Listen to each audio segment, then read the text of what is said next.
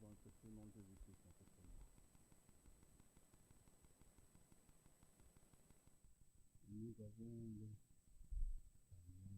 demandé de vous avec une salutation, frère de moi. Il n'est pas parmi nous ce matin. C'est quelque chose dit que nous ne venons pas dans nos prières. Je ne sais pas si nous avons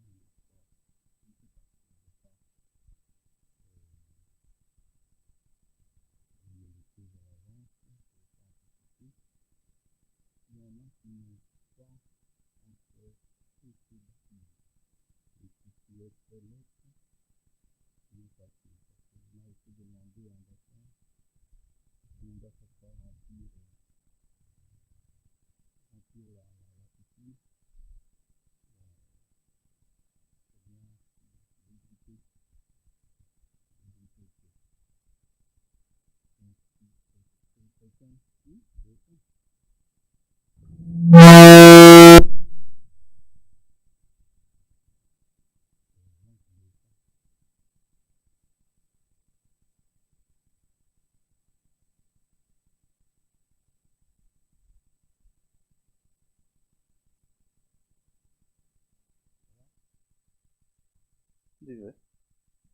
Voilà.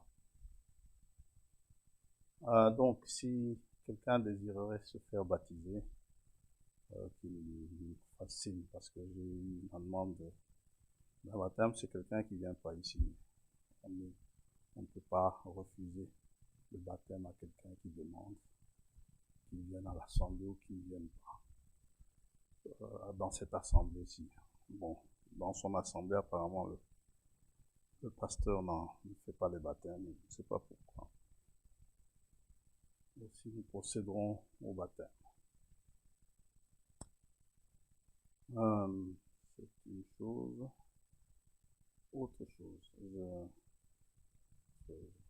ne sais pas, que Dieu bénisse abondamment la personne. Quand je dis la personne, je ne vise aucune personne en particulier, mais la personne qui a prié pour le culte ce matin. Il y en a peut-être 15, mais j'étais vraiment dans l'impasse. Je parlais avec frère Nestor hier, je dis c'est le blackout total. Je ne sais pas de quoi on parlera. Comme j'avais eu une question sur l'aigle qui éveille sa couvée, je me dis on va prêcher sur l'aigle alors, s'il n'y a rien. 2 heures du matin, j'étais fatigué, je suis parti me coucher. Mais je me suis réveillé ce matin, Dieu a pourvu.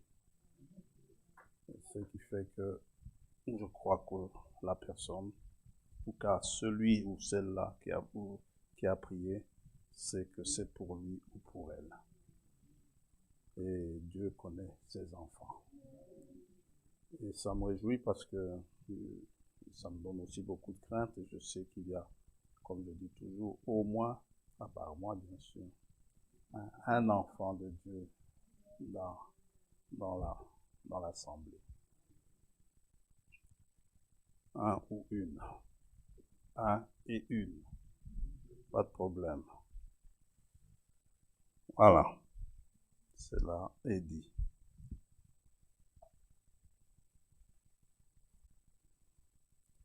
Bien, nous allons prier. Et nous allons ouvrir nos Bibles là où nous l'avons fermé la semaine passée dans Matthieu 25. Père céleste, Dieu tout-puissant, créateur des cieux et de la terre, nous te remercions ce matin pour le souffle de vie que tu nous as donné. Et nous te remercions de ta manifestation parmi nous, quand tu inspires ta parole, quand tu réponds aux prières de tes enfants, quand tu réponds à leurs besoins de te connaître de vraiment beaucoup plus intimement. Nous te remercions pour cela. Merci Père d'être parmi nous encore ce matin et que celui qui n'a jamais fait l'expérience d'apprécier ta présence au milieu de nous puisse le faire ce matin, et s'il a des besoins, qu'il puisse te toucher comme cette femme à la perte de sang t'avait touché, et que tu répondes ainsi à sa prière. Et nous attendons à toi, humblement, nous courbons nos têtes devant ta majesté. Et nous avons aussi le cœur plein de reconnaissance, sachant que tu nous parles. Bénis ta parole, inspire-la encore davantage pendant que nous serons ici. Et aide-nous à écouter, aide-nous à parler, donne-nous une langue exercée et que ta parole puisse être apportée telle que tu l'as inspirée. Ne laisse pas une idée humaine y entrer dedans, car tes pensées ne sont pas les nôtres et nos pensées ne sont pas les tiennes. Ils sont éloignés comme les cieux et la terre sont éloignés les uns de l'autre. Nous te remercions. Au nom de Jésus-Christ, notre Seigneur, nous t'avons prié et te remercions vraiment pour cette faveur que tu nous fais ce matin. Amen. Nous allons lire donc dans Matthieu 25.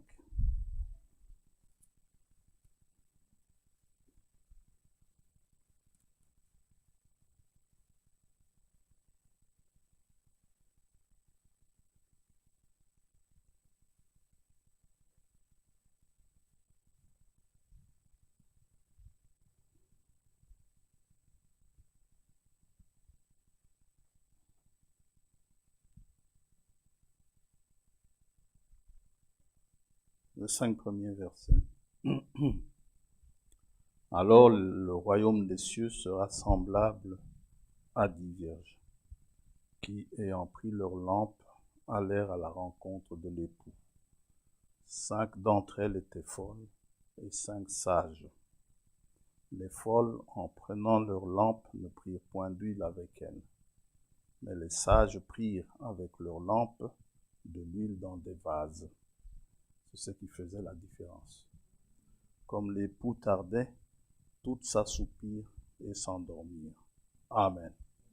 Que Dieu bénisse sa parole. On nous asseoir.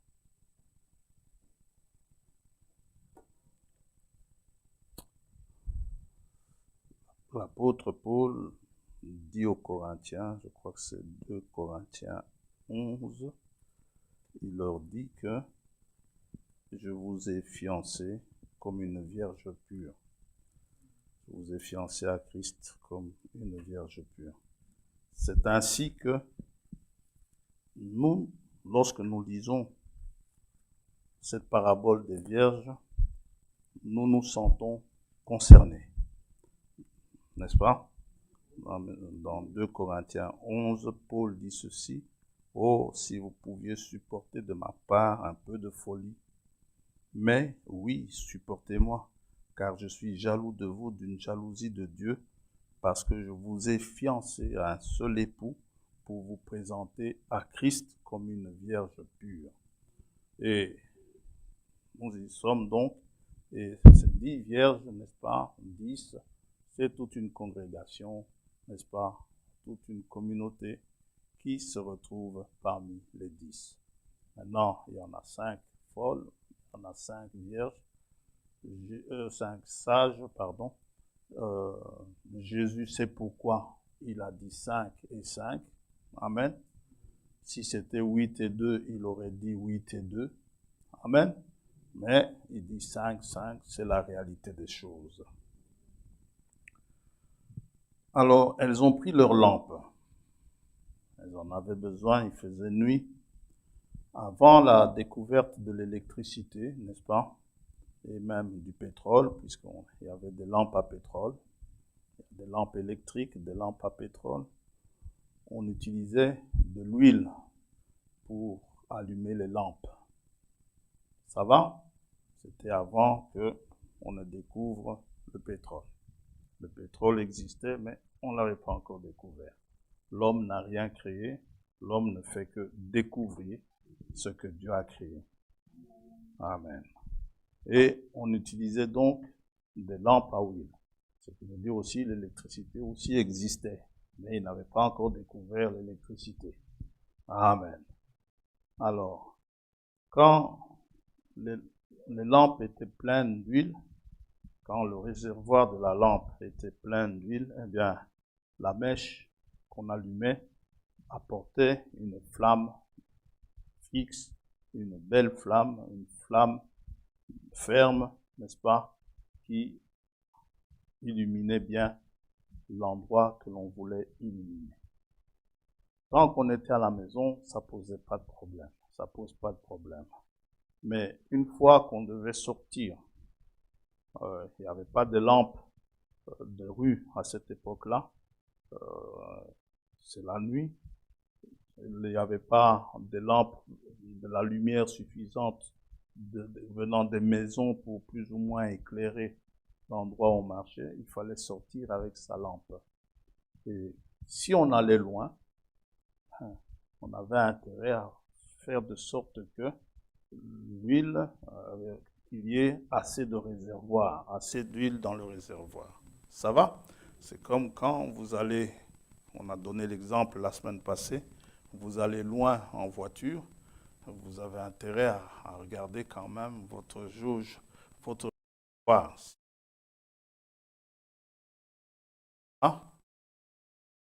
Loin que vous allez traverser des endroits désertiques où il n'y a pas de station-service pour vous servir du carburant, essayez quand même d'en apporter en réserve dans des bidons. Ça va? C'est la sagesse même qui pousse à faire cela. Et justement, ces sages, ne connaissant pas le temps qu'elles allaient marcher, n'est-ce pas, pour aller à la rencontre de l'époux, elles ont pris, par précaution, de l'huile en réserve. Amen. Et les folles se sont certainement dit, l'enlèvement aura lieu demain, n'est-ce pas? Je n'ai pas besoin de prendre de l'huile en réserve, ou l'enlèvement aura lieu à 23 heures, je n'ai pas besoin, j'aurai assez d'huile pour m'éclairer, pour nous éclairer. Et tout chrétien sait que l'huile est une image du Saint-Esprit. Et le Saint-Esprit est un grand enseignant. Amen. C'est même le seul enseignant qu'on devrait accepter concernant le salut. Nous ne devons pas juste nous confier aux connaissances des uns et des autres, mais notre confiance est au Saint-Esprit. Ce n'est pas parce que je vous ai parlé de l'aigle qui éveille sa couvée, c'est une prédication qui pouvait être apportée, mais ce n'était pas prévu pour aujourd'hui. Vous voyez? Donc, ce n'est pas que juste me contenter de vous apporter une prédication parce que Frère Branham l'a apporté. Non, il faut se mettre en prière et se demander de quoi le peuple a besoin pour mieux connaître Dieu, pour mieux avoir cette relation avec Dieu. C'est ça qui est important. Frère Branham disait souvent, il ne connaissait pas très bien la Bible, mais il connaissait l'auteur. Et connaître l'auteur, c'est le plus important. Vous pouvez ne pas connaître beaucoup de choses dans la Bible, ce n'est pas grave. Mais si vous connaissez Dieu, c'est le plus important. Amen. Nicodème, lui, devait connaître les Écritures parce qu'il était docteur. C'est pour cela que Jésus lui a dit, tu es docteur en Israël et tu ne connais pas ça. Oui. Par contre, les autres, quand ils rencontrent la femme samaritaine, il dit, si seulement tu connaissais qui est celui qui te dit, donne-moi à boire. Ce qui est important, c'est de le connaître.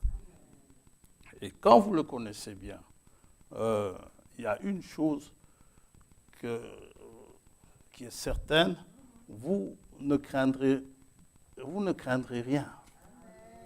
Hein, vous connaissez l'histoire de cet enfant, de cette jeune fille dans le train, n'est-ce pas? Hein, je l'ai déjà raconté quelques fois ici.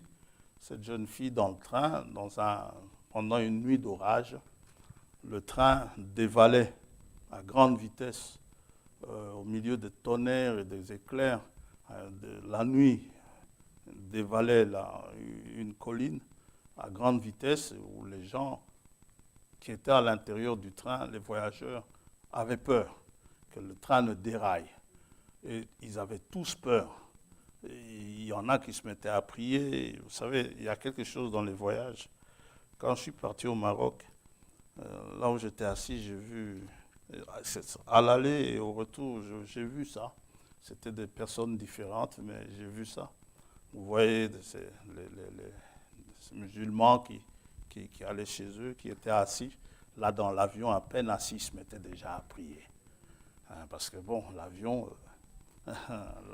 on a beau nous dire que l'avion, c'est le moyen le plus sûr de voyager, mais l'avion fait quand même peur. On n'a pas la même appréhension quand on entre dans un avion que lorsqu'on entre dans une voiture. Or, il y a plus de tués dans les voitures que dans les avions. Vous voyez? Voilà. Et les gens commençaient, il y en a qui priaient, il y en a qui paniquaient, mais il y avait une petite fille là à l'intérieur du train qui était tout à fait calme. Elle était calme, pendant que les gens s'agitaient, elle était restée calme, attendant que le train arrive. Et puis, ça a intrigué quelqu'un qui était là. Il dit, mais comment est-ce que c'est tout, pendant que les adultes ont peur, mais cet enfant n'a pas peur. Elle n'avait pas 12 ans. Alors, il s'approche, il dit, mais petite fille, qu'est-ce qui se passe? Toi, tu n'as pas peur, voyons comment ce train roule. Comment ce train, c'est comme si le train avait perdu les freins, ou vraiment ça descendait à une vitesse assez élevée. Et la fille, elle a dit non, je n'ai pas peur. Il dit, comment se fait-il que tu n'as pas peur? Elle dit, j'ai pas peur parce que c'est mon papa qui conduit le train. Vous voyez, elle connaissait son papa. Elle savait que son papa s'y connaissait en train. Tout comme nous, le monde peut aller mal, mais ça fait peur aux gens, mais c'est notre papa qui conduit le monde. Amen. Donc il a le contrôle de toutes choses. Amen. Yes. Il y a, qui ça? Je crois que ce sont les fils de Corée qui disent ceci. J'aime beaucoup ce psaume. Ils disent, c'est le psaume 46. Ils disent, Dieu est pour nous un refuge et un appui, un secours qui ne manque jamais dans la détresse. C'est pourquoi nous sommes sans crainte quand la terre est bouleversée et que les montagnes chancellent au cœur des mers, quand les flots de la mer mugissent et écument, se soulèvent jusqu'à faire trembler les montagnes. Amen. Nous sommes sans crainte. Amen. Et nous pouvons même ajouter, nous sommes sans crainte quand il y a réchauffement climatique. Amen. Notre Dieu est le maître du climat. Amen. Donc, et le Saint-Esprit, donc, est un grand enseignant, je disais. Et le Saint-Esprit, Jésus dit ceci du Saint-Esprit, Jean 14. Donc, ces vierges étaient bien enseignées. Jean 14 dit ceci, verset 25. Je vous ai dit ces choses pendant que je demeure avec vous. Mais le Consolateur, l'Esprit Saint, que le Père enverra en mon nom, vous enseignera toutes choses et vous rappellera tout ce que je vous ai dit. Amen. Et l'Esprit, il connaît vos besoins. Amen. Pendant que vous allez à la rencontre de l'époux, il connaît vos besoins. Il maintient, s'il y a des obstacles sur le chemin, il maintient malgré tout votre zèle. Il maintient votre zèle au milieu des difficultés. Pendant que vous marchez, que la marche soit dans un désert ou sur un terrain rocailleux, ce n'est pas grave.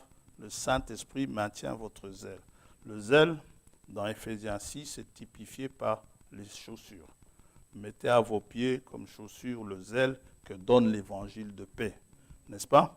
Et nous savons que Bon, pendant la traversée du désert pour aller vers la terre promise, eh ben, les enfants de Dieu, Dieu leur dit ceci dans Deutéronome 29, on l'a lu dimanche passé.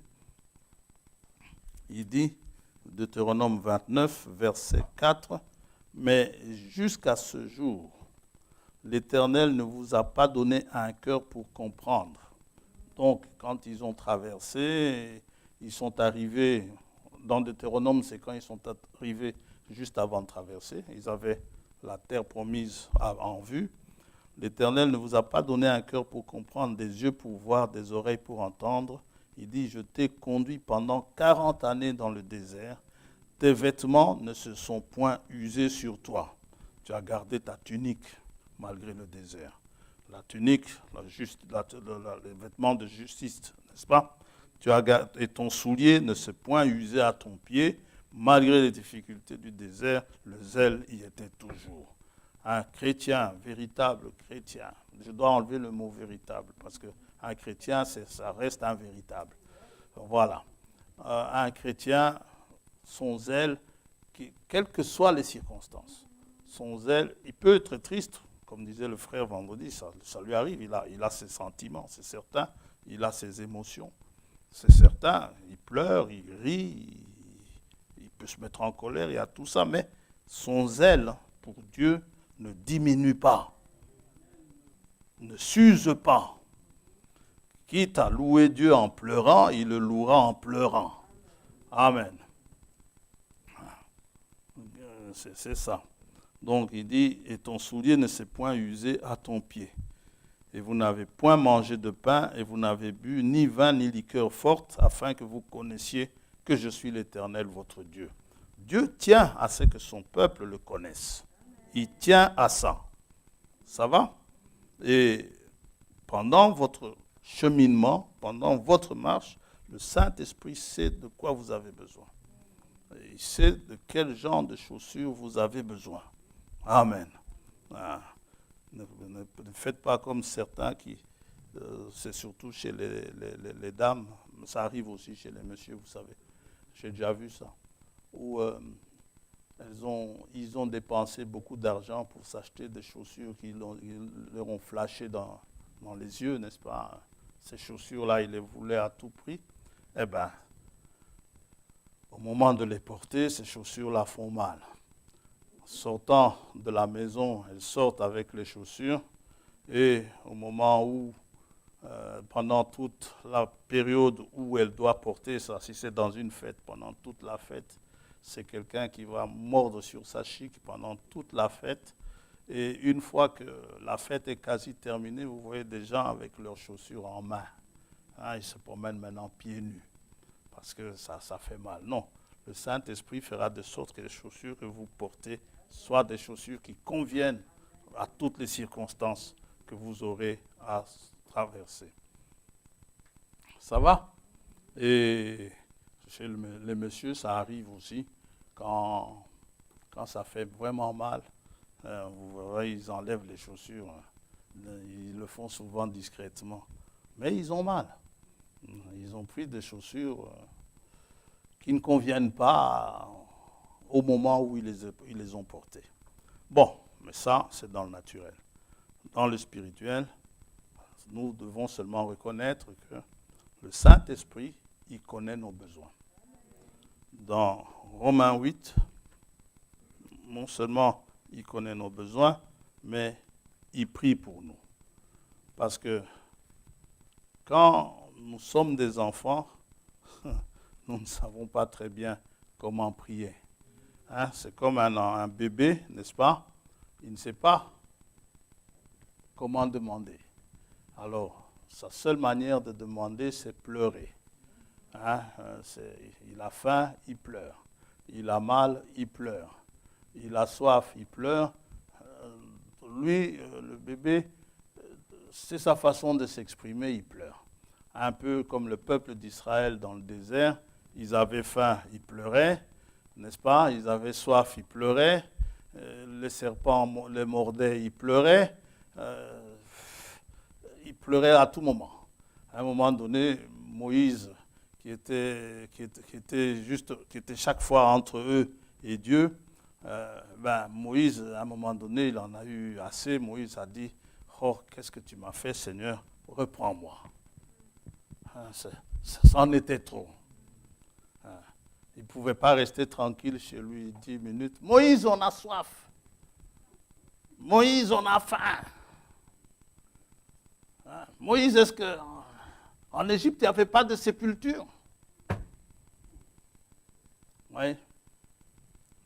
C'était un peu compliqué pour lui. Moi, je dis toujours, Moïse a eu un grand ministère, il a vu de grandes choses.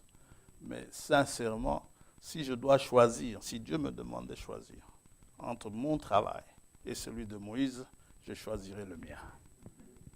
Je vous assure. Je choisirai le mien. Je n'aimerais pas être à la place de Moïse. Yes. Je suis bien à ma place. Amen. Je suis heureux à ma place. Je ne demande pas la place de Moïse. Gloire à Dieu. Mais je suis heureux pour Moïse. Quand Dieu dit, mon serviteur Moïse, je lui parle de bouche à bouche, vraiment, je dis quelle grâce il a. Mais je ne vais pas me mettre à prier, Seigneur, parle-moi comme tu parlais avec Moïse. Parce que quand Dieu va apparaître, je vais fuir. Amen. Amen. Mais Moïse était équipé. Déjà, dans le buisson, au buisson ardent, une flamme qui vient brûler dans un buisson sans consumer les feuilles, moi j'aurais peur, mais Moïse commençait à s'approcher pour voir. Il était constitué bizarrement, lui, Moïse. Amen. Il avait cet équipement-là qui lui permettait justement de s'approcher, de voir. Et comme il s'approchait, Dieu lui a parlé. Moïse, Moïse, dites-moi un peu, un buisson qui brûle. Et puis vous entendez une voix sortir du buisson. Qu'est-ce que vous allez faire? Mais vous allez fuir. Mais Moïse ne fuit pas. Amen. Gloire à Dieu. Donc, chacun est équipé à sa manière. Nous, ici, quand nous prions, dès qu'on entend un petit chuchotement, on ouvre un œil. On interrompt même notre prière. Donc, vous voyez, mais Moïse, le peuple dit à Moïse, toi, monte. Nous, s'il continue à parler, nous allons mourir. Le peuple ne s'est même pas posé la question si Moïse aussi monte, est-ce qu'il peut mourir? Vous voyez? Mais non, toi, Moïse, monte. S'il faut mourir, meurs alors là-bas. Vous voyez? D'ailleurs, Moïse est resté 40 jours et même ils ont dit, on ne sait pas ce qu'il est devenu. On ne sait pas ce qu'il est devenu, ce Moïse. Vous voyez? Non, je suis bien à ma place. Et chaque chrétien doit être bien à sa place. Et ça, le frère Abraham le dit, quand dans la plus grande bataille jamais livrée, vous voyez les étoiles. Aujourd'hui, les scientifiques, les observateurs des étoiles, ils savent vous donner les noms des étoiles. Hein. Il y a la grande Pléiade, là il y a l'Orion, là il y a la grande ours, la petite ours. Et ça fait des millénaires que c'est comme ça. Chaque étoile est toujours restée à sa place. Aucune n'a jamais bougé prenant la place de l'autre. Et même les planètes, chacune, la Terre a son orbite. Elle n'en sort pas. Elle reste très bien là où elle est. Le Soleil est bien à sa place.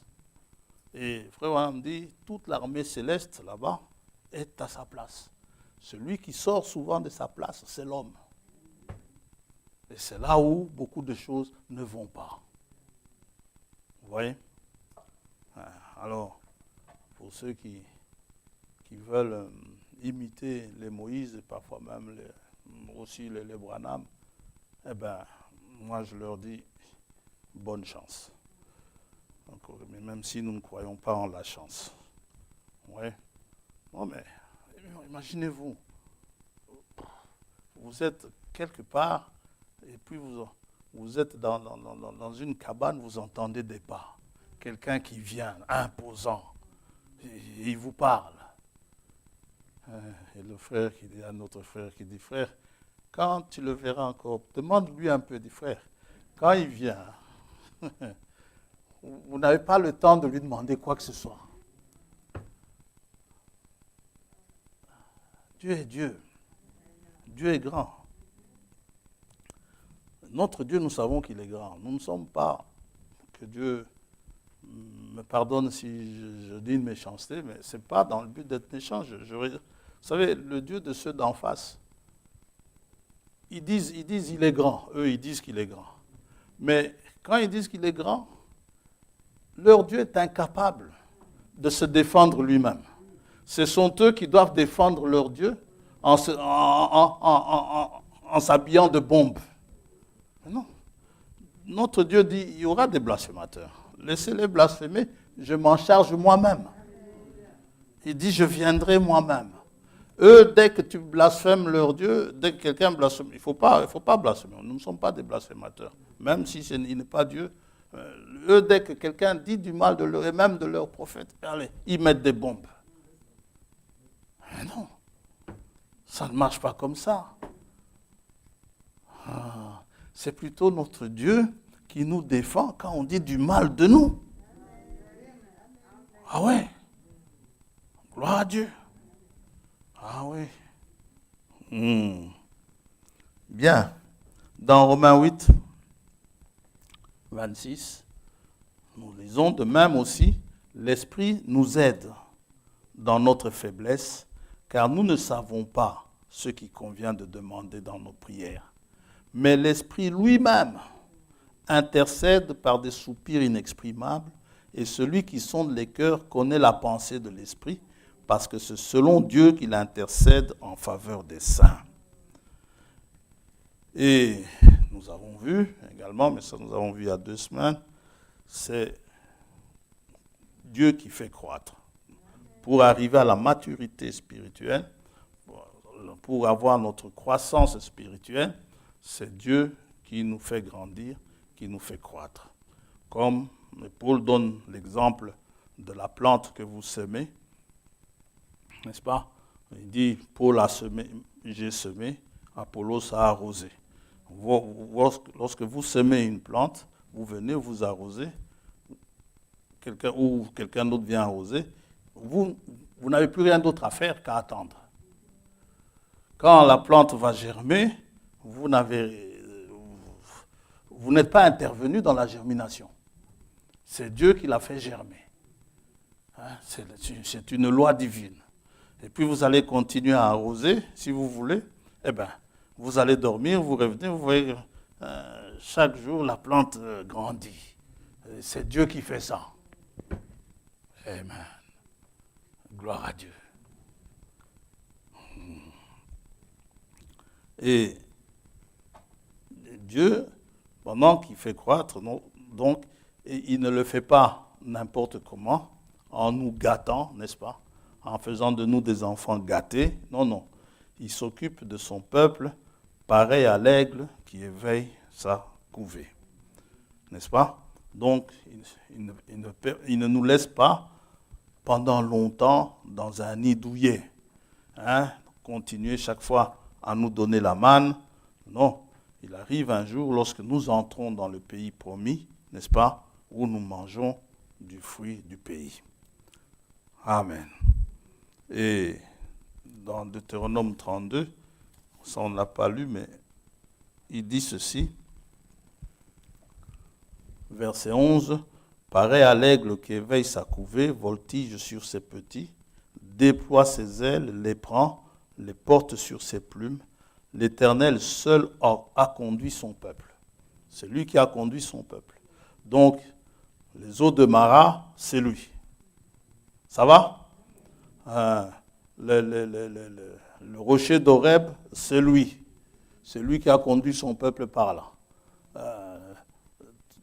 En tout cas, les difficultés du chemin du désert, c'est lui qui a fait passer son peuple par là. Et la Bible nous dit, il a fait pareil à l'aigle. L'Éternel seul a conduit son peuple, et il n'y avait avec lui aucun dieu étranger. Donc, arrêtez vos histoires, c'est un sorcier, c'est ton frère qui est sorcier.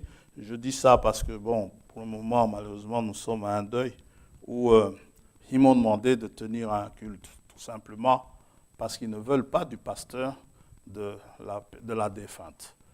Pourquoi? Parce que dans la famille, le pasteur a découvert des sorciers. Ton frère est un sorcier, n'est-ce pas? D'ailleurs, il vient chercher ton fils la nuit, il amène quelque part. Il dit, moi, je viens chercher le fils de mon neveu la nuit. Mais demandez un peu maintenant à son fils, je l'amène où? Oui. Alors, ils ne veulent pas entendre parler de ce pasteur-là. Et d'ailleurs, jusqu'ici, il est toujours... Mais tout ça, pourquoi? Parce que quand les choses vont mal, les gens disent toujours, beaucoup de gens, surtout chez nous en Afrique, on dit ça, ce sont les sorciers. Laissez les sorciers, laissez-les tranquilles. S'ils font quelque chose, ben, qu'ils le fassent. Mais nous, on a Dieu. On a Dieu. On n'est pas là à craindre les sorciers, non. Non, mais alors pas du tout. Et moi, je ne sais pas, quand le Seigneur a envoyé les apôtres pour apporter l'évangile, la bonne nouvelle, il ne leur a pas dit dénicher les sorciers. Il leur a dit apporter la bonne nouvelle. La bonne nouvelle, c'est que Jésus est mort pour nos péchés, pour notre justification. Il est ressuscité. Il est à la droite. Il est assis à la droite de Dieu. Donc, il a fait, et il n'y avait avec lui aucun Dieu étranger. Il a fait monter sur les hauteurs du pays. C'est là que Dieu a placé son peuple. Et Israël a mangé les fruits des champs. Hein, ce n'était plus la manne. Il lui a fait sucer le miel du rocher. Il lui a fait sucer l'huile qui sort du rocher le plus dur. Donc, il y avait de l'huile. Ça va? Là où Dieu a placé le sien, il y a de l'huile. Et le sujet que nous avons eu dimanche passé, c'était de l'huile dans des vases, n'est-ce pas? De l'huile de réserve qui était là. Alors, pendant que l'époux est parti à la maison de son père pour préparer une place à l'épouse, l'épouse doit rester consacrée, n'est-ce pas? Mise à part, n'est-ce pas? Pendant une certaine période, pendant que l'époux est en train de lui préparer la place où elle ira vivre, où elle sera avec l'époux. Et quand il raconte cette parabole aux apôtres, à ses disciples, personne ne lui pose de questions. Pourquoi? Parce que les mariages se faisaient comme cela, coutumièrement, dans la communauté israélite. Chez les Israélites, chez les Juifs, c'est comme cela que ça se passait. Ce qui fait, pour eux, c'était quelque chose de tout à fait normal. Ça va? Comme nous avons des traditions, il y a ces marchandages que l'on fait lorsqu'on dit où est-elle la fiancée, il faut donner ceci, il faut donner cela. Quelqu'un qui ne connaît pas cette coutume, lorsqu'il vient, il assiste à ça, il va se dire, mais qu'est-ce qu'on est en train de raconter? On dit, tiens, où est votre jeune fille là? On vous raconte, on dit, elle est partie, elle est au Congo. Non, en fait, elle est quelque part, mais c'est la coutume. Ça va. Nous, ça ne nous surprend pas, on sait que c'est comme ça. Mais quelqu'un qui ne connaît pas la coutume, ça va un peu le surprendre. Comment est-ce qu'ils disent que la fiancée est au Congo? Alors, mais si tu lui payes un billet, on la fait venir tout de suite. Vous voyez? Donc, pour ce qui est de vierges, c'est comme cela que ça se passait. Et quand l'époux venait chercher l'épouse, il venait souvent la nuit. Et il venait au milieu de la nuit, alors le cri retentissait, l'époux est là, alors l'épouse allait à sa rencontre. Ça va? La fiancée allait à sa rencontre. Maintenant, où est-ce qu'il doit aller la rencontrer? Elle ne sait pas tout à fait. Il y a quelqu'un qui va la guider, il y a les témoins de l'époux et tout cela, mais ici nous voulons juste montrer que le temps à parcourir à l'échelle spirituelle on ne le connaît pas. Depuis le temps où l'époux a été annoncé et que nous partons à sa rencontre, beaucoup de choses, beaucoup d'eau a coulé sous le pont, si je peux dire ainsi. Hein? Il s'est passé beaucoup de choses. Et ce qui fait, nous avons intérêt à avoir une lampe toujours éclairante, donc avec de l'huile, toujours une lampe prête à être allumée. Et la coutume voulait donc que le temps du retour de l'époux soit, généralement, il faisait à minuit. Mais ça, c'est pour la tradition. Et il faut toujours avoir une lampe prête à donner de la lumière.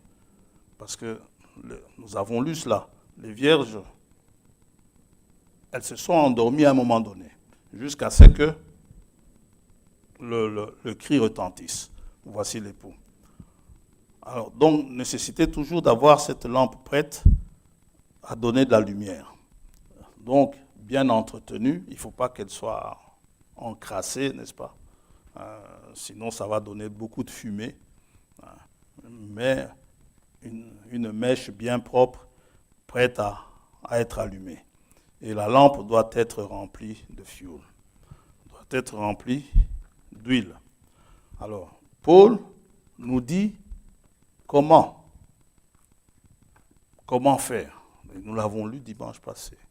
Éphésiens 5, verset 18.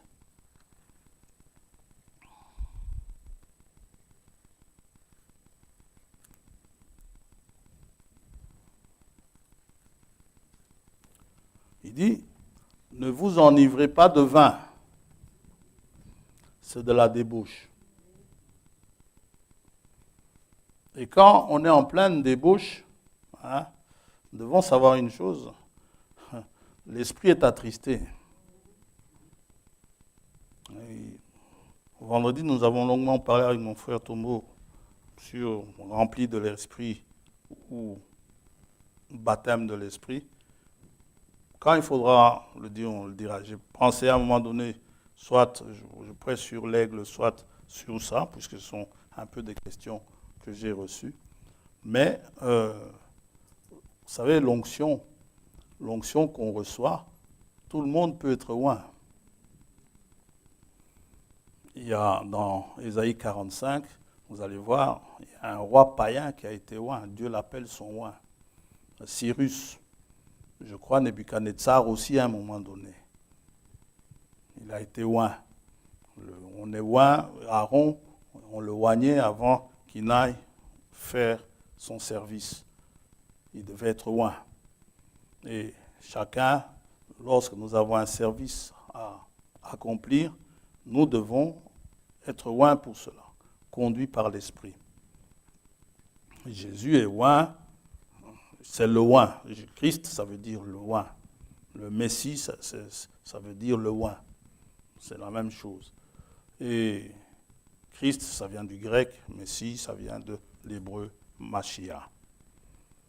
Alors, Paul dit, ne vous enivrez pas de vin, c'est de la débauche. Alors il donne ce conseil, soyez au contraire remplis de l'esprit.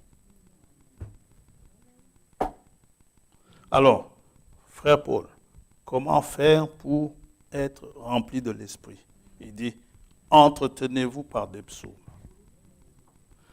par des hymnes et par des cantiques spirituels, chantant et célébrant de tout votre cœur les louanges du Seigneur.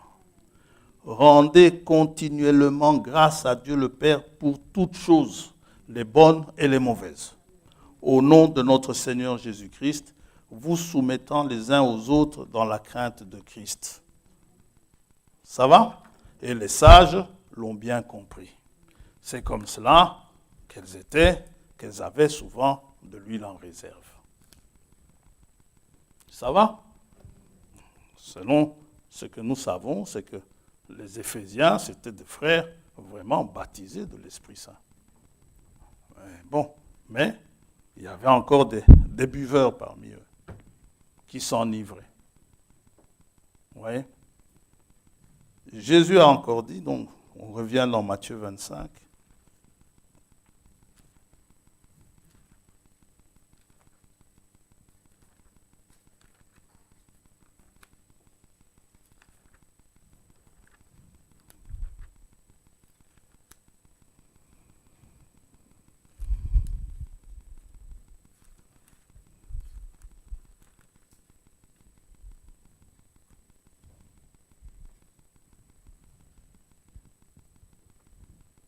Verset 6. Au milieu de la nuit, donc à minuit, on cria, voici l'époux, allez à sa rencontre. Alors, toutes ces vierges se réveillèrent et préparèrent leurs lampes. Les folles dirent aux sages, donnez-nous de votre huile, car nos lampes s'éteignent. Les sages répondirent, non, il n'y en aurait pas assez pour nous et pour vous. Allez plutôt chez ceux qui en vendent et achetez-en pour vous. Pendant qu'elles allaient en acheter, l'époux arriva. Celles qui étaient prêtes entrèrent avec lui dans la salle des noces et la porte fut fermée. Amen. Ah, Marie-Élise a quitté sa place. Fabrice, tu mettras chez ceux qui en vendent. Ça a toujours été un problème, ça. Chez ceux qui en vendent. Et je remercie le Seigneur parce que c'est le matin, ce matin. Je suis parti me coucher à 2 heures du matin, je vous l'ai dit. J'étais fatigué. Et l'ennui, quand c'est le blackout, je me mets à monter, à descendre, à monter, à descendre, à grignoter à gauche, à grignoter à droite. C'est pas pour rien que j'ai grossi. Vous voyez? Alors, je me suis couché, je me suis réveillé 6h26, j'ai prié, je suis parti m'asseoir et comme un robinet qu'on ouvre, j'ai dit ça, c'est quelqu'un qui a prié. Ce quelqu'un peut être 15 ans, je n'en sais rien. Chez ceux qui en vendent. Quand on lit lentement ce passage, depuis le verset 6, on constate, on peut tirer au moins 2 leçons, que s'il y en a une qui se rajoute, on la rajoutera. C'est qu'il y a ceux qui vendent de l'huile et il y a aussi ceux qui n'en vendent pas. Parce que si l'huile ne pouvait s'obtenir que par l'achat, les autres auraient juste dit « allez en acheter ». Mais ils disent « allez chez ceux qui en vendent ». Ça va?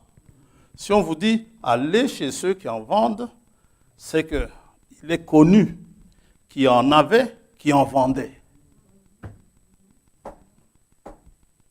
Et les vierges folles semblaient peut-être ne pas savoir qu'il y en a qui en vendaient, mais les vierges sages le savaient. Vous savez, il y en a qui en vendent quelque part, hein, allez en chercher. Peut-être elles pouvaient même le savoir, je n'en sais rien. Mais il était connu qu'il y avait des gens qui vendaient de l'huile. Et l'huile, c'est le type du Saint-Esprit. Alors, lorsque le cri retentit et que les vierges vont donc à la rencontre de l'époux, les seuls qui peuvent encore vous procurer de l'huile à ce moment-là sont ceux qui en vendent. Sont les seuls qui ont encore de l'huile à donner. Pas à donner, à vendre.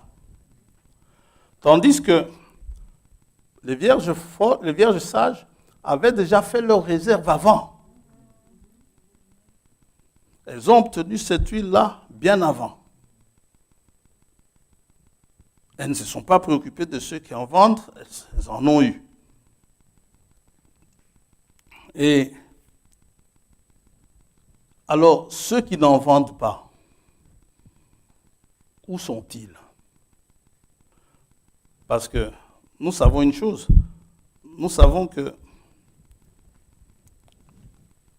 l'évangile est apporté. Est apporté comment? Par des prédicateurs. Romains 10.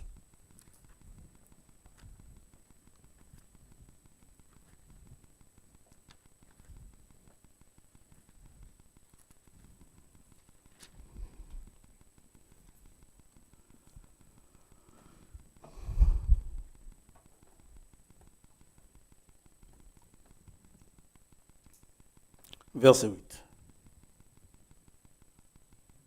Que dit-elle donc? La parole est près de toi, dans ta bouche et dans ton cœur.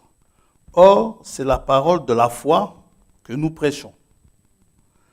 Si tu confesses de ta bouche le Seigneur Jésus, et si tu crois dans ton cœur que Dieu l'a ressuscité des morts, tu seras sauvé.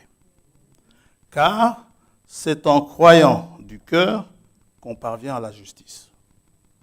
Et c'est en confessant de la bouche qu'on parvient au salut, selon ce que dit l'Écriture. Quiconque croit en lui ne sera point confus. Il n'y a aucune différence en effet entre le juif et le grec. C'est pourquoi il est dit quiconque. Ça va? Puisqu'ils ont tous un même Seigneur qui est riche pour tous ceux qui l'invoquent. Car quiconque, donc moi y compris, invoquera le nom du Seigneur sera sauvé. Alors, comment est-ce que moi, quand je dis moi y compris, comment est-ce que moi, j'invoquerai celui en qui les autres n'ont pas cru, en qui n'ont pas cru? Si je n'y crois pas, comment est-ce que je l'invoquerai? Il faut que j'y croie. Comment donc invoqueront-ils celui en qui ils n'ont pas cru? Et comment croiront-ils, moi? Comment est-ce que je croirai en celui dont ils n'ont pas entendu parler, si je n'en ai pas entendu parler? Comment est-ce que je croirai? Et comment en entendront-ils parler s'il n'y a personne qui prêche? Et comment y aura-t-il des prédicateurs s'ils ne sont pas envoyés, selon qu'il est écrit qu'ils sont beaux les pieds de ceux qui annoncent la paix, de ceux qui annoncent de bonnes nouvelles? Mais tous n'ont pas obéi à la bonne nouvelle. Aussi, Ésaïe dit-il, Seigneur, qui a cru à notre prédication? Qui a cru à ce qui a été annoncé? C'est Ésaïe 53. Ainsi, la foi vient de ce qu'on entend. Et ce qu'on entend vient de la parole de Christ. Amen. Alors maintenant, cette parole est apportée. L'évangile de vérité. L'apôtre dit aux Éphésiens, quand vous avez cru, Éphésiens chapitre 1er,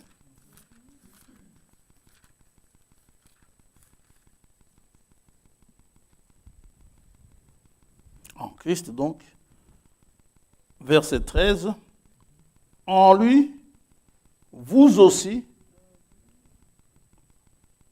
après avoir entendu la parole de la vérité, nous avons vu il y a 2 semaines que la croissance ne peut se faire qu'en Christ, la croissance spirituelle. Quelqu'un qui n'est pas en Christ ne croîtra pas. En lui donc, vous aussi, après avoir entendu la parole de la vérité, l'évangile de votre salut, en lui vous avez cru et vous avez été scellés du Saint-Esprit qui avait été promis. Ça va? Donc, la parole a été prêchée, l'évangile du salut.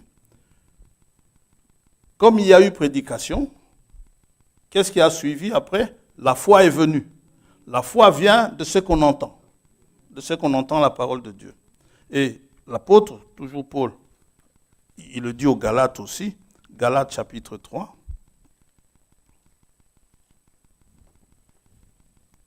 verset 13, Christ nous a rachetés de la malédiction de la loi, étant devenu malédiction pour nous. Car il est écrit, maudit est quiconque est pendu au bois, afin que la bénédiction d'Abraham ait pour les païens son accomplissement en Jésus-Christ, et que nous recevions par la foi l'Esprit qui avait été promis. Donc, comme nous avons eu la foi, nous recevons l'Esprit, le Saint-Esprit. Ça va? En lui, vous avez cru, en cet évangile, vous avez été scellés du Saint-Esprit. OK? Donc, le Saint-Esprit vient, la foi vient, pardon, et nous recevons l'Esprit promis. Alors, ça veut dire que ceux qui prêchent la parole, les prédicateurs envoyés par Dieu, lorsqu'ils prêchent la parole du salut, la foi que l'on accorde à cette parole, à cette prédication, fait que nous recevons la promesse du Père. Et nous la recevons de manière absolument gratuite. Ils ne vendent pas. Un prédicateur ne doit pas vendre.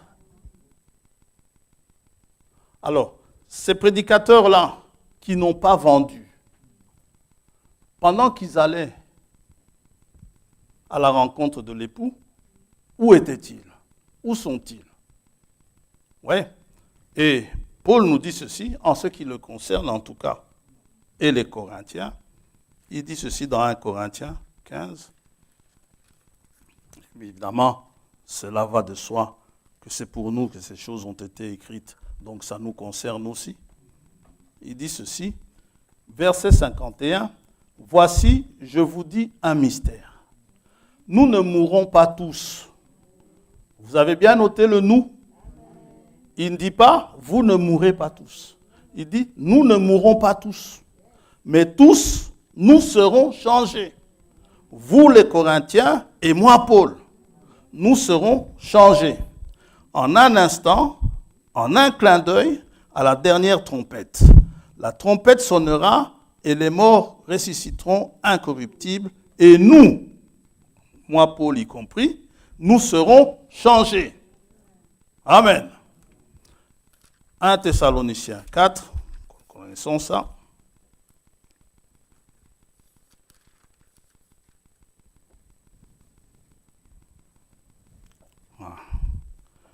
On va commencer au verset 15. Voici en effet ce que nous vous déclarons d'après la parole du Seigneur. Nous, les vivants, moi Paul y compris, nous les vivants, restés pour l'avènement du Seigneur, nous ne dévancerons pas ceux qui sont décédés. Car le Seigneur lui-même a un signal donné, à la voix d'un archange, et au son de la trompette de Dieu, descendra du ciel, et les morts en Christ ressusciteront premièrement. Ensuite, nous les vivants, moi Paul y compris, prédicateurs, n'est-ce pas, qui seront restés, nous serons tous ensemble enlevés avec eux sur des nuées à la rencontre du Seigneur. Aller à la rencontre de l'époux. Donc, les prédicateurs envoyés par Dieu font partie du cortège. Les Paul, les Pierre, les frères François. Amen. Eh bien, nous sommes tous ensemble dans ce cortège. Nous allons à la rencontre du Seigneur dans les airs et ainsi nous serons toujours avec le Seigneur. Ils sont dans ce cortège-là qui va à la rencontre du Seigneur. Jésus avait dit à ses apôtres, quand il les a envoyés, c'était même avant que le Saint-Esprit ne soit donné, il dit ceci, dans Matthieu 10.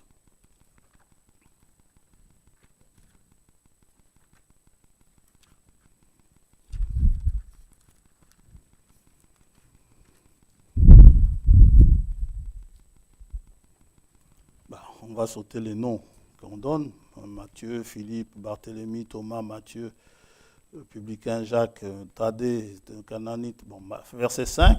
Tels sont les 12 que Jésus envoya après leur avoir donné les instructions suivantes. Ici, ça ne concernait que les Juifs en cette période-là, mais c'est valable jusque chez nous.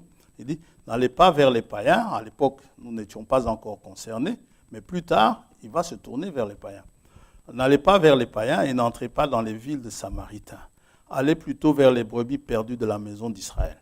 Allez prêcher et dites, le royaume des cieux est proche. Prêchez, n'est-ce pas?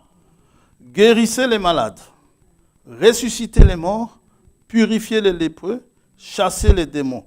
Vous avez reçu gratuitement, donnez gratuitement.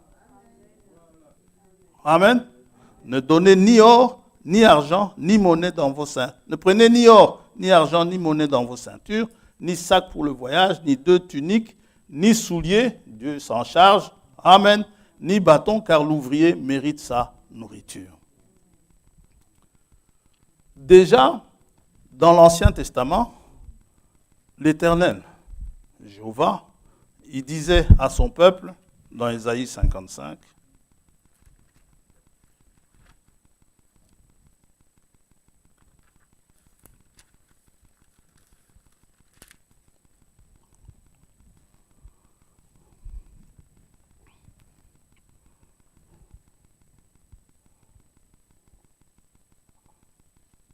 vous tous qui avez soif, venez aux eaux. Même celui qui n'a pas d'argent, venez acheter et manger. Venez acheter du vin et du lait sans argent, sans rien payer. C'est gratos. Amen. Donc, vous n'avez pas à payer. Et Jésus, en anticipant, il va souffler sur les apôtres. Dans Jean 20, 22, il va dire, recevez le Saint-Esprit. Il n'a pris l'argent de personne quand il leur a donné le Saint-Esprit. Aucun d'eux n'a mis la main dans la poche, n'est-ce pas, pour payer, pour avoir le Saint-Esprit. Jean 20, 22, 21, 22, Jésus leur dit de nouveau, la paix soit avec vous. Ça, c'est après la résurrection. Comme le Père m'a envoyé, moi aussi je vous envoie. Après ces paroles, il souffla sur eux et leur dit, recevez le Saint-Esprit.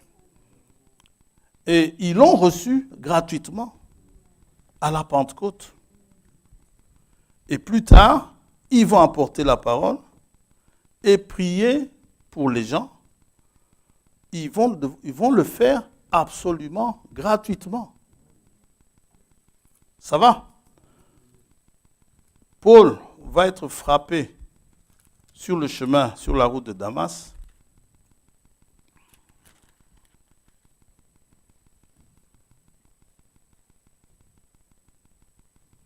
N'est-ce pas?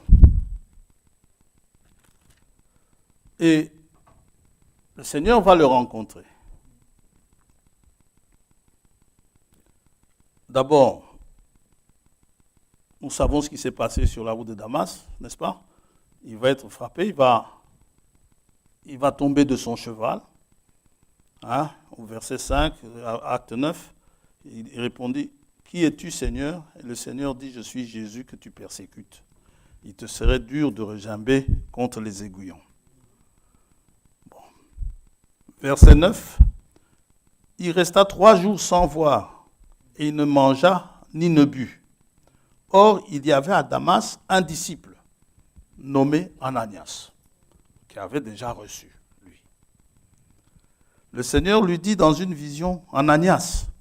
Il répondit, « Me voici, Seigneur. » Et le Seigneur lui dit, « Lève-toi, va dans la rue qu'on appelle la droite, et cherche dans la maison de Judas un nommé Saul de Tarse.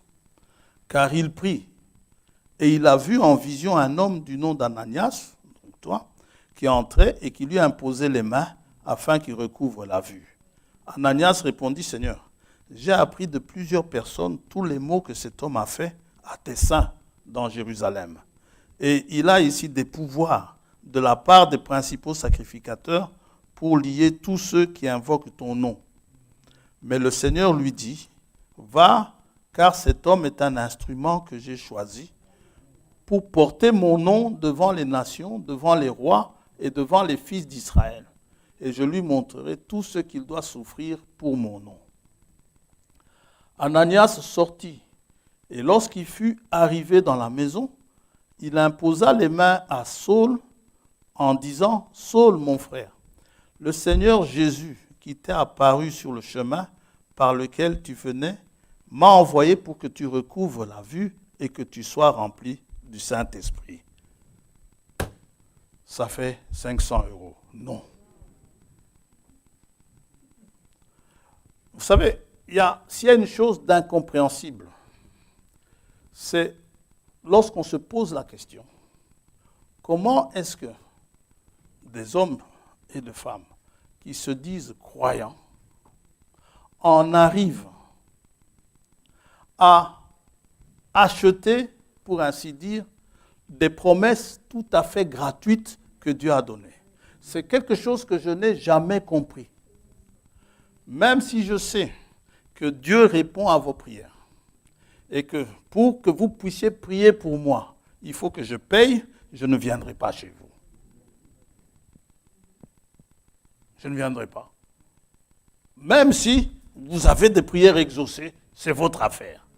Je peux faire une offrande si mon cœur me pousse à le faire. Mais je n'ai pas à faire payer. Comme la personne qui m'a demandé, c'est la sœur à une des nôtres ici, qui m'a demandé à la baptiser. Elle a commencé à me dire un tas de choses au téléphone hier. Elle a commencé à me dire, oui mais bon maintenant je crois, je fais ceci. Je lui dis écoute, le baptême c'est une décision personnelle.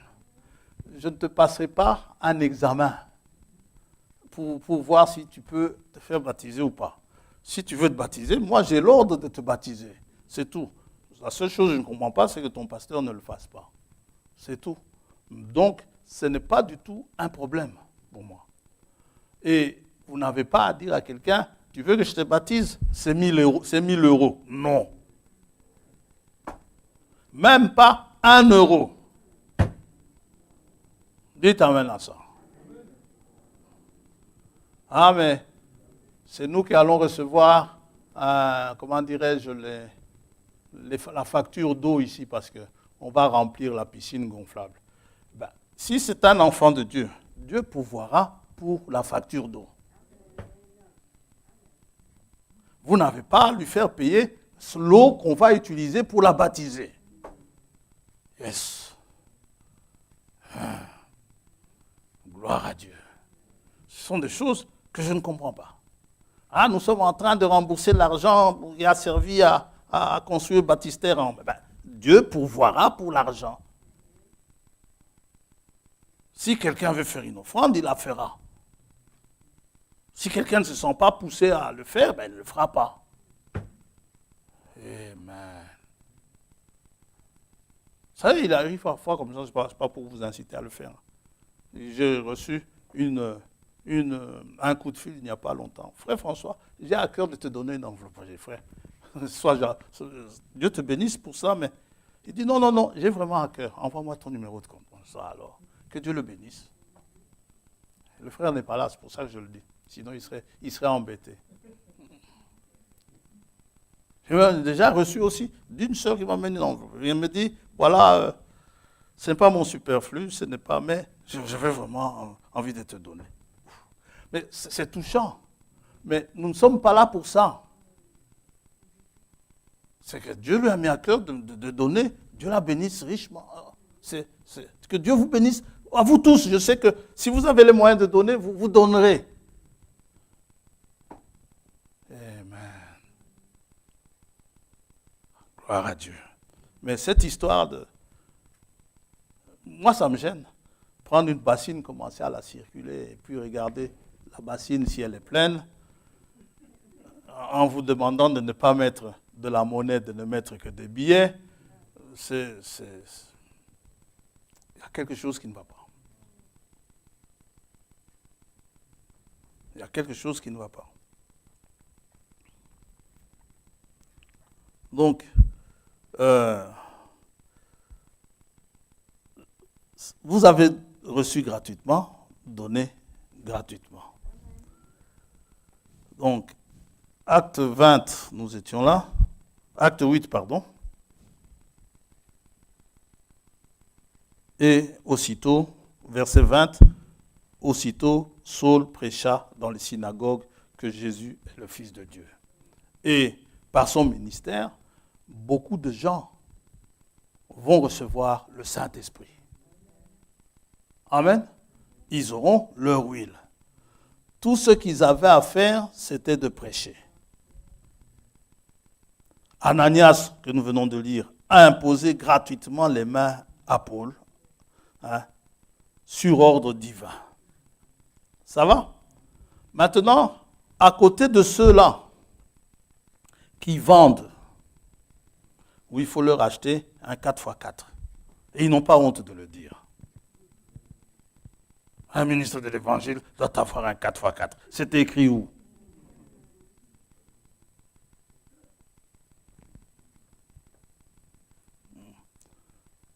Alors, à côté d'eux, il y a ceux qui prêchent pour un mauvais motif.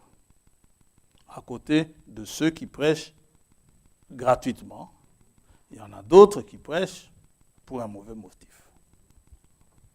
Dans Acte 19,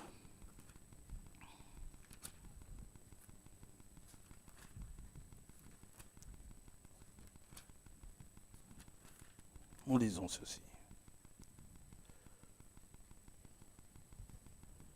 Verset 11.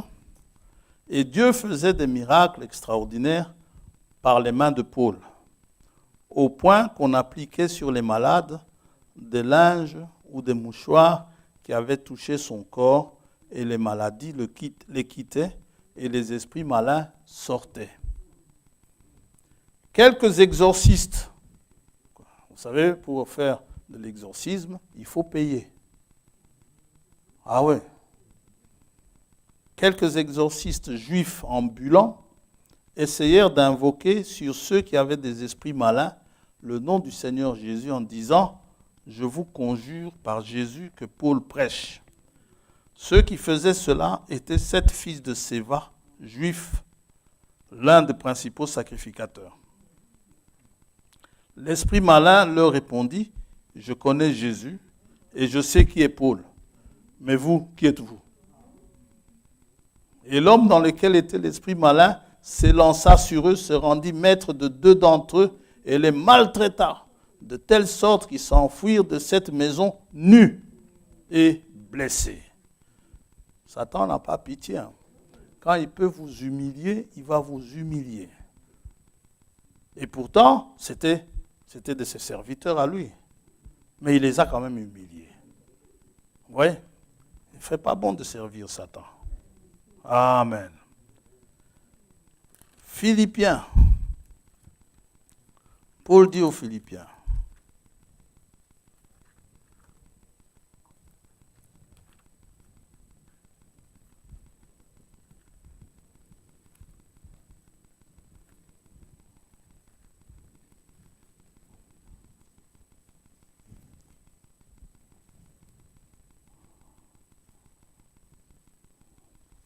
Verset 15. Philippiens 1er, verset 15. Quelques-uns, il est vrai, prêchent Christ par envie et par esprit de dispute. Mais d'autres le prêchent avec des dispositions bienveillantes. Ceux-ci agissent par amour, sachant que je suis établi pour la défense de l'Évangile, tandis que ceux-là, animés d'un esprit de dispute, annoncent Christ dans des intentions qui ne sont pas pures et avec la pensée de me susciter quelque affliction dans mes liens. Qu'importe, de toute manière, que ce soit pour l'apparence, que ce soit sincèrement, Christ n'est pas moins annoncé. Je m'en réjouis et je m'en réjouirai encore. Christ est annoncé. Que vous vendiez ou pas, que ce soit par esprit de dispute ou pas, que ce soit par envie ou pas, Christ est annoncé, c'est ça le principal. Et si Christ est annoncé, celui qui croit, il aura l'esprit promis. Ou même, il peut être conduit par l'onction du Saint-Esprit. Et pendant donc ceux-là, ils ont des adeptes, ils peuvent vendre ces choses-là. Ceux qui en achètent, nous avons lu cela, les vierges folles, elles en ont acheté. Ça va? Elles en ont acheté, elles sont vite revenues sur leurs pas. Mais quand elles en ont acheté, en revenant sur leurs pas, elles ont trouvé la porte fermée. Dieu ne veut pas de cette huile-là que vous avez achetée. Yes. Il faut combattre. Si vous vous souvenez de ce que Jésus a fait au temple quand il est entré, Jésus dit, quand vous avez un problème, et vous voulez offrir un sacrifice, faire une offrande à Dieu, pour un sacrifice sur la culpabilité, venez avec tel bétail, ceci et cela, il énumère les sacrifices. Vous voulez dire merci à Dieu, il dit, venez, donc, action de grâce, venez avec tel animal, et ceci et cela, ok. Ce sont des éleveurs. Ce sont des gens qui faisaient de l'élevage, ils prenaient dans leur troupeau à eux. Puisque la parole dit, de ton bétail. Ça va? Comme c'était des éleveurs, ils devaient amener de leur bétail. Alors, qu'est-ce que les pharisiens, beaucoup d'Israélites ont trouvé comme facilité? C'est amener des pigeons ou acheter du bétail. Il y avait des gens qui commençaient à vendre du bétail, n'est-ce pas, à l'entrée du temple. Ça va? Vous connaissez cela? Je ne l'ai pas noté. C'est parce que cela me vient juste maintenant. Je vous dis, cette prédication, je l'ai eue ce matin. Je n'ai pas eu le temps de tout prendre comme note. Attendez. Et Jésus a pris un fouet et il a fouetté tous ces gens-là. Il a dit, ma maison sera appelée une maison de prière. Attendez.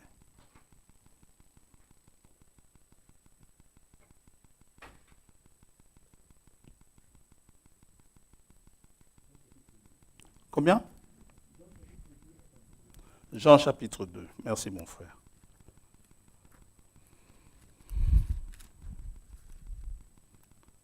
À partir du verset 13. C'est ça?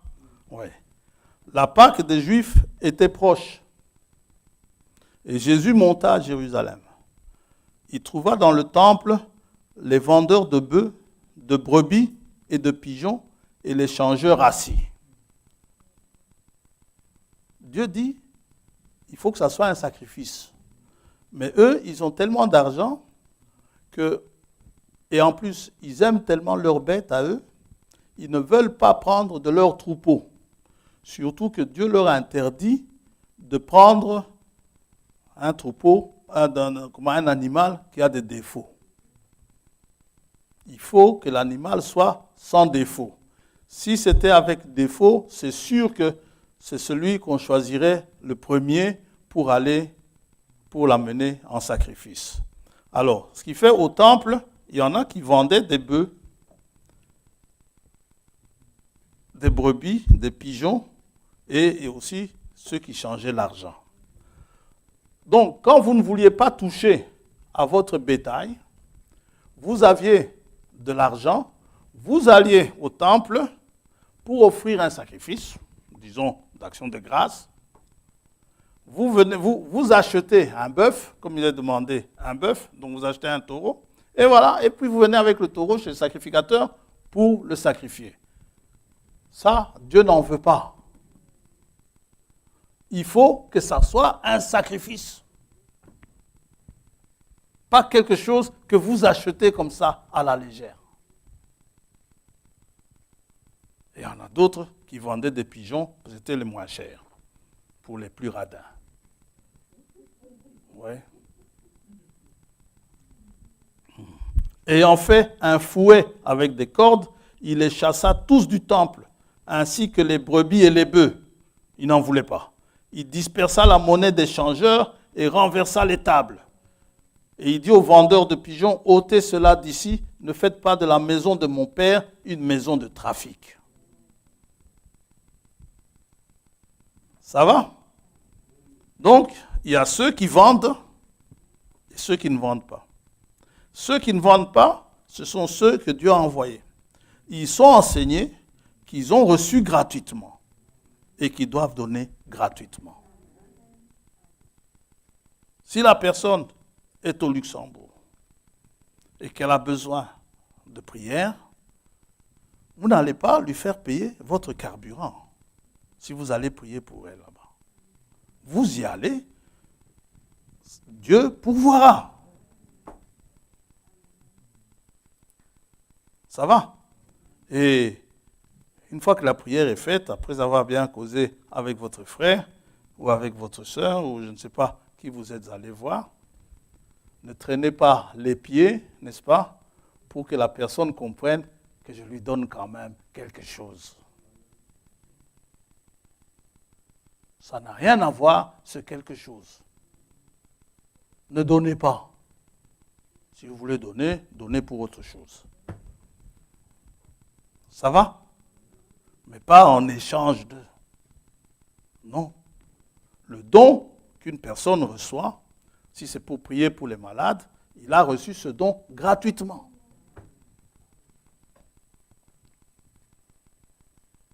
Si c'est pour chasser les démons, si c'est pour prêcher, il a reçu ce don gratuitement. Dans Philippiens 3, on n'avait pas encore fini Philippiens 1, je crois. On a presque fini. J'en connais une qui va me féliciter.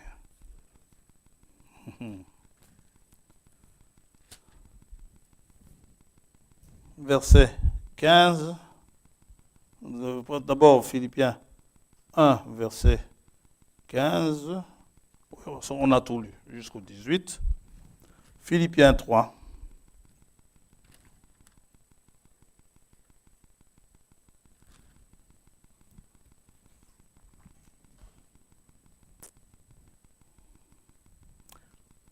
Paul dit ceci,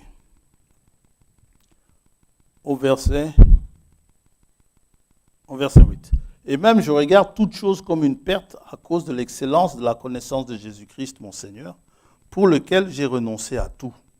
Je les regarde comme de la boue afin de gagner Christ et d'être trouvé en lui, non avec ma justice, celle qui vient de la loi, mais avec celle qui s'obtient par la foi en Christ, la justice qui vient de Dieu par la foi.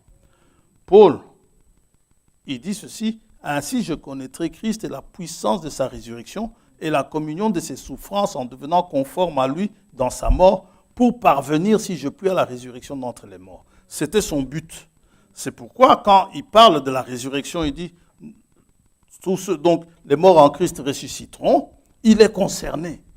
Et il veut être participant de cette résurrection-là. Donc il fait partie du cortège qui va à la rencontre du Seigneur. Et si vous êtes en Christ, c'est pareil pour vous. Vous faites aussi partie de ce cortège. Vous n'avez pas vendu cela. Vous n'avez pas acheté cela. Vous l'avez reçu gratuitement. Et ce que vous avez donné concernant le salut, eh bien, vous avez donné gratuitement pour la gloire de Dieu. Vous avez prié pour les gens gratuitement.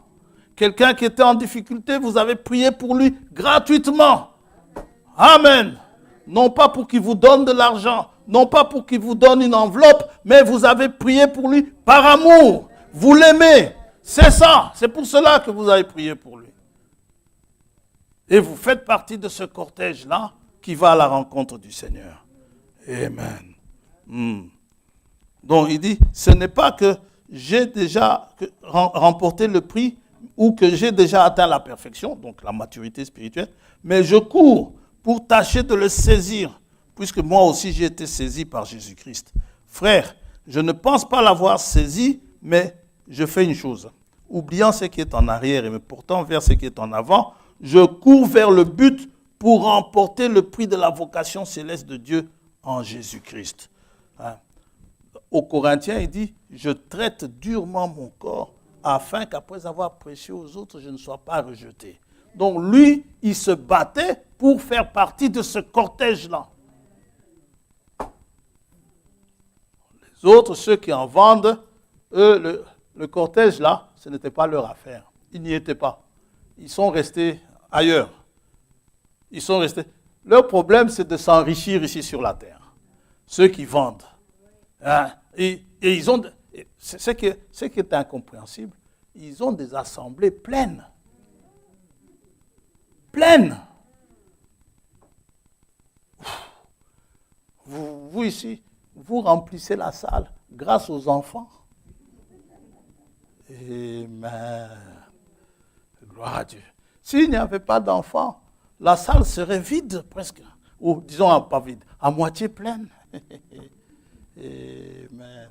Heureusement qu'on a des enfants. Gloire à Dieu.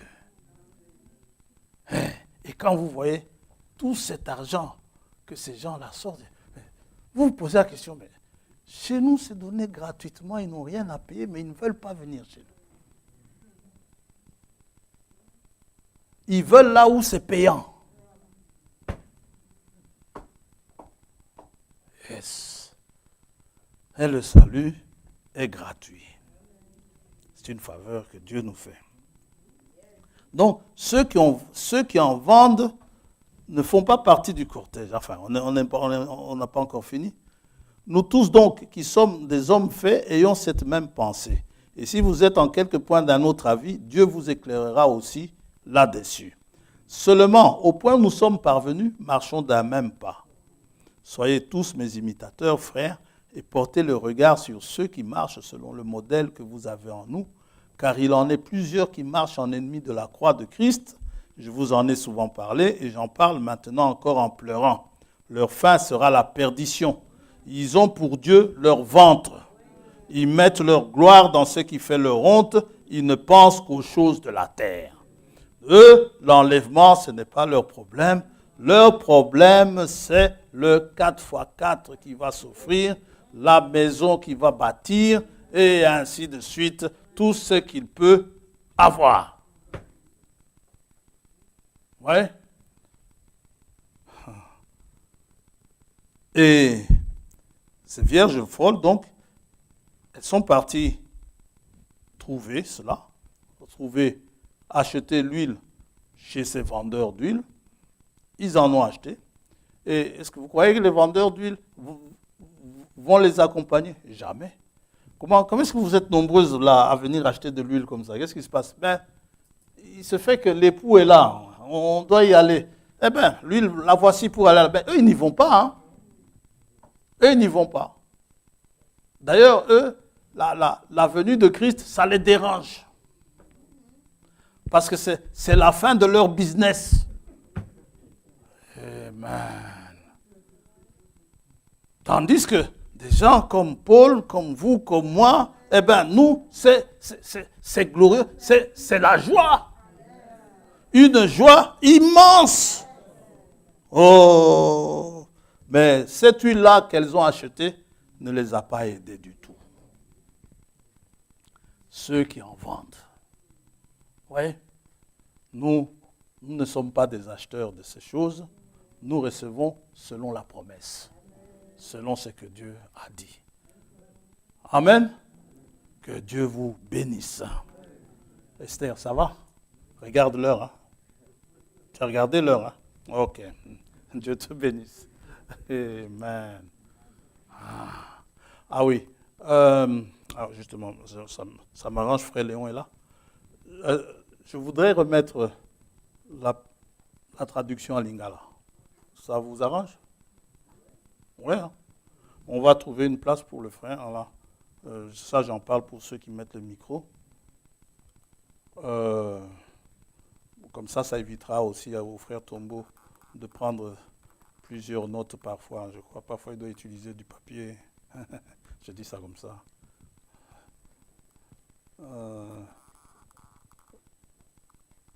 Est-ce qu'il y en a qui souhaitent la traduction en lingala?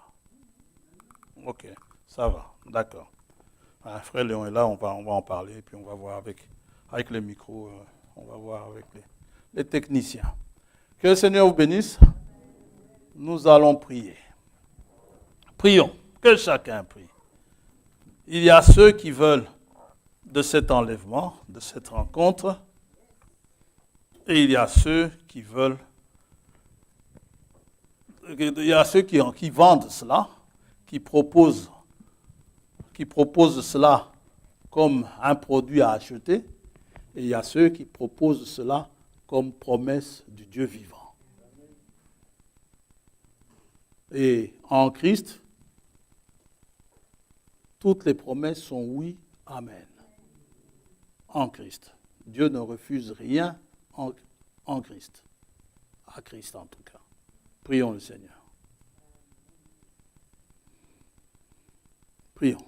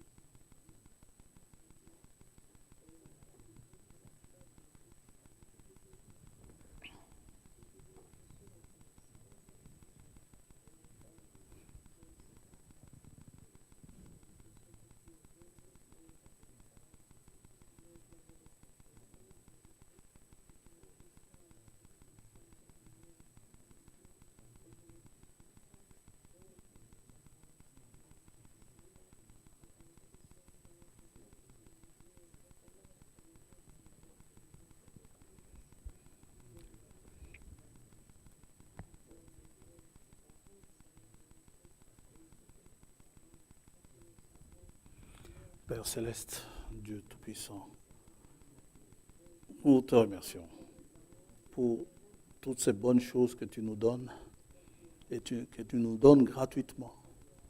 Ces merveilleuses promesses de guérison, ces merveilleuses promesses de délivrance, ces merveilleuses promesses de salut.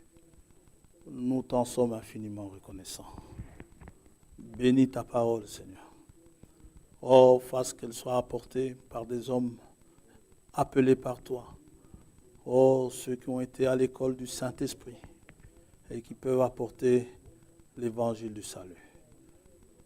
Comme autrefois dans l'église primitive.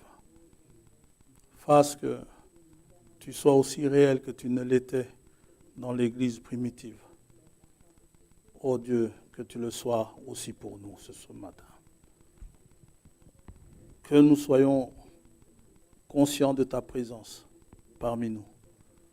Que nous puissions réaliser tes bienfaits en notre faveur. Merci Seigneur pour tout cela. Pour ce moment que tu nous as donné, pouvant nous rassembler. Bénis ta parole encore. Bénis tes enfants, Seigneur. Que tu sois avec chacun d'entre nous.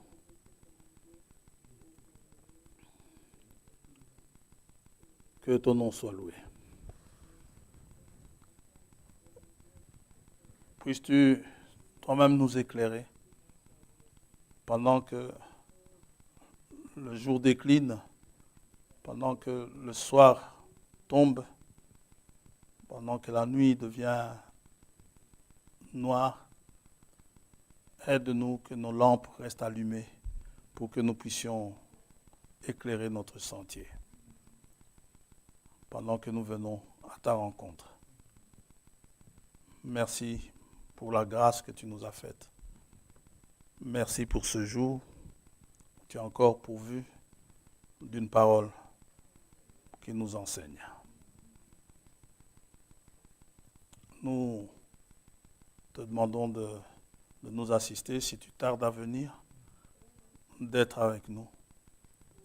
Et que toi-même tu éclaires les âmes, et s'il y en a qui désireraient avoir le baptême, qu'ils puissent tout simplement se manifester. Seront heureux de les baptisés. Nous serons heureux de parler avec eux de bonnes choses que tu as mises en réserve pour tous ceux qui croient en ta parole. Et merci Seigneur pour ce jour. Merci pour le pardon de nos péchés. Nous pensons à notre frère qui est grippé. Puisse ta promesse vraiment s'accomplir en sa faveur. Nous pensons à notre bien-aimée sœur qui est alitée. Que tu la bénisses également. Bien que nous l'appelons plus notre maman, que tu sois avec elle. Tous ceux qui ont besoin que tu poses ta main guérissante sur eux, que tu veuilles bien le faire selon ta bonté. Ces bontés que tu as déjà renouvelées ce matin, que tu renouvelleras encore demain matin, nous le croyons de tout notre cœur. Nous nous attendons à toi, Seigneur.